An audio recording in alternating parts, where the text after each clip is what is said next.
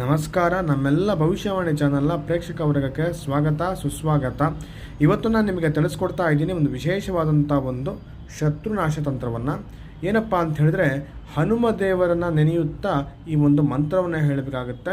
ಮೊದಲಿಗೆ ನೀವು ಬಿಳಿ ಹಾಳೆಯನ್ನು ತೆಗೆದುಕೊಂಡು ಆ ಶತ್ರುವಿನ ಹೆಸರು, ಅವರ ಡೇಟ್ ಆಫ್ ಬರ್ತು, ಅವರ ವಯಸ್ಸು ಅನ್ನು ಬರೆದುಬಿಟ್ಟು, ಒಂದು ಫೋಟೋ ಇದ್ದರೆ ಫೋಟೋವನ್ನು ಇಟ್ಬಿಟ್ಟು ಓಂ ಶ್ರೀ ಕಾಲಭೈರವಾಹ ಅಂತ ಒಂದು ಶತ್ರು ಸಂಹಾರ ಪಟ್ ಸ್ವಾಹ ಅಂತ ಒಂದು ಮಂತ್ರವನ್ನು ನೀವು ಹೇಳಿಬಿಟ್ಟು ಸಹ ಒಂದು ಬಿಳಿ ಹಾಳೆಯಲ್ಲೇ ಬರೆದುಬಿಟ್ಟು ಇದನ್ನು ನೀವು ಎಕ್ಕದ ಗಿಡ ಹತ್ರ ಹೋಗಿ ಇದನ್ನು ಸುಟ್ಟುಬಿಟ್ಟು ಬಂದುಬಿಟ್ರೆ ಸಾಕು, ಭಸ್ಮ ಮಾಡಿದ್ರೆ ಸಾಕು, ಈ ಶತ್ರುವಿನ ಸರ್ವನಾಶ ಖಂಡಿತವಾಗಿ ಆಗುತ್ತೆ ಅಂತ ಹೇಳ್ತಾ ಈ ವಿಡಿಯೋದಲ್ಲಿ ನಾನು ನಿಮಗೆ ತಿಳಿಸ್ಕೊಡ್ತಾ ಇದ್ದೀನಿ. ಮತ್ತೊಮ್ಮೆ ನಿಮಗೆ ತಿಳಿಸ್ಕೊಡ್ತಾ ಇದ್ದೀನಿ.